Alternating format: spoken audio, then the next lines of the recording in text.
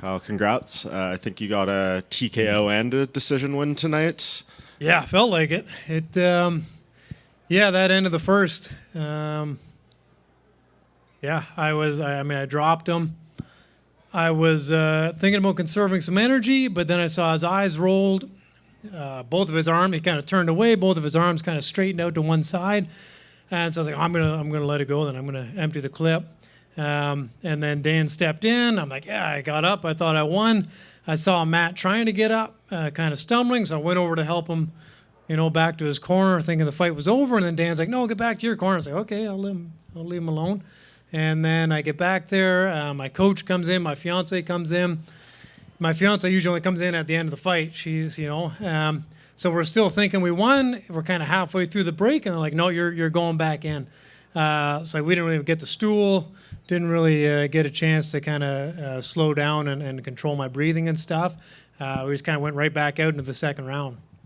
How dramatic did it feel to you, like in that moment, to try to go back in that second round? Because on the broadcast, online, everyone's kind of freaking out, wondering what's going on. Did it feel like that chaotic to you, or was it pretty easy for you to get back into the fight?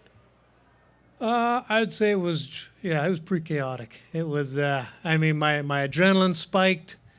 I started thinking about like what I'm going to do. Like the fight's over. We've been building to this fight for however long, month and a half, 2 months. I'm looking forward to going home with my fiance, seeing my kids.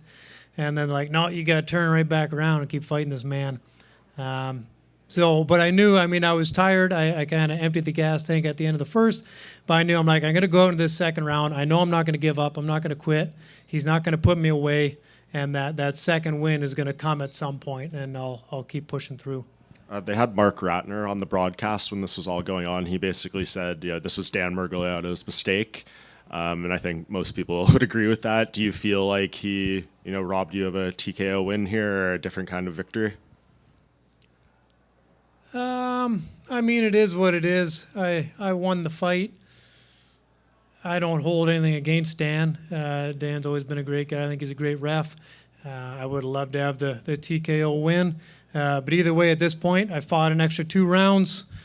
We're not going to be able to change that. I got the victory either way, so I'm just looking forward to moving forward, again, spending time with the family, and then looking at the next fight at lightweight. Yeah, and just lastly on this, did Dan or anyone from the commission say anything to you about the situation?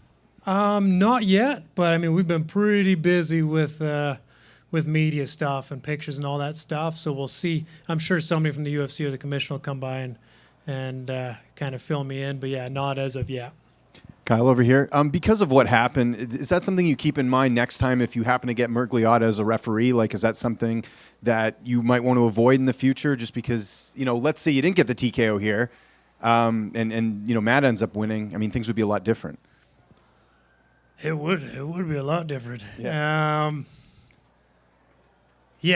I don't know. I was going into this fight just, I'm watching for elbows to the back of the head now from the last fight. So, I don't know. I'm just going to keep training, keep trying to become the best fighter I can. And, it's a fist fight. What are you going to do? Stuff happens. Sometimes you kick somebody and you break your toe and, I don't know. Sometimes you roll your ankle. This is the toughest sport you're going to find in the world, and every time you get in there, a plethora of new, painful things are going to happen. So, you just got to be as durable as possible and take what comes and keep moving forward. Sort of on that note, the crowd was really on your side. I'm sure you heard the, F the ref and all that stuff. Have you ever experienced anything like that in a fight? You've had crowds behind you, but I think, the fact that, it seems like obviously the fans are into, you and your fights, but also the situation of the fight continuing. Have you ever experienced anything like that? Because, the crowd was really on your side there. No, I haven't experienced anything like that. Obviously I've fought here in Vancouver before. I had these great fans behind me then as well. But it's nice to see everyone kind of recognize, I don't know, I don't think I'd call it an injustice, but a mistake that happened that wasn't favorable for me. And it was nice to see the fans kind of support me like that. Yeah, and just last one for me. When do you want to get back in there? I know you had a bit of a layoff coming into this fight. When would be sort of ideal for you? I'll talk to my fiance after this. We've got our daughter, Saoirse, due in December, so it'd be nice to spend some time with them. But I mean, beginning of 2026, especially if the UFC wants to come back to Canada, I'd love to hop on board. Or I know my fiance would love to go to Asia or go somewhere cool as well. So, Kyle right here. Congratulations on the win. 2 wins, I guess, in a way. This being your first, I guess, quote unquote, real fight at lightweight, having come up and done it differently this time around, how noticeably different was it from those other lightweight experiences? very noticeable. Again, Matt he's a strong guy. I mean, he's in shape. He looks good. And I knew when we got into some of those clinches and stuff, that was going to be what's going to solidify whether I'm a lightweight or not. And I think I proved that. I mean, I picked him up at one point. We pummeled. He shot takedowns. We got into some scrambles on the ground. He was able to shake me off the top, and he was able to get on top of me for a second. So I feel like we kind of went through all the positions in a fight, and I feel like at lightweight I felt strong. Yeah, so I feel like I'm a legitimate lightweight. And how big is that for your confidence? Because Matt is a rugged, durable lightweight. So moving forward now, do you just feel confident no matter who you're throwing up against? Yeah, absolutely. I mean, yeah, it's going to be hard to find an opponent like Matt where you feel like you put him to sleep at the end of the first and then he comes back in the second like that. And like that takes a insane amount of toughness and durability to eat some of the stuff that he ate and then come out in that second round and still raring to go and willing to engage and throw and wrestle and stuff like that. So I couldn't think of a better opponent to kind of, showcase myself at lightweight. Congrats.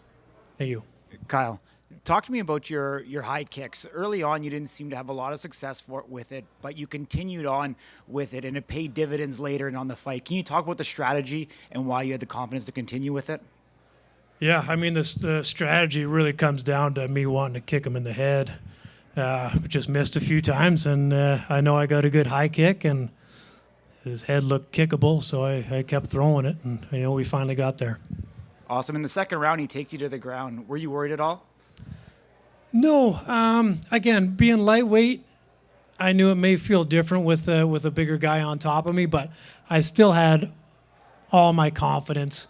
I knew even if he's bigger than my opponents that I've faced before, I still have all my technique and my wrestling from my wrestling coach, Adrian. So I knew even if he's bigger, if he's stronger, I know I'm going to have that technique to fall back on. And throughout the fight, I could hear Adrian's voice, put your head in the pocket, raise the underhook. It was kind of like playing a video game. He said what to do, I did it, it worked. And it felt perfect. Awesome. Thank you. Thank you. Hey, Kyle, one more from me. How important is it for to get Canadian fighters in front of Canadian fans and kind of build that experience and just branding out here? Yeah, I mean, I think, and I might be a little bit biased, but I think we have the best fans in the world here in Canada. They come out, like you guys heard after the end of the first. I mean, they show their support. So I think we've got a great mixed martial arts community here in Canada. I mean, amateur MMA is starting to take off in Ontario. We got some of the best fans. We got a ton of talent that we're seeing here tonight, obviously.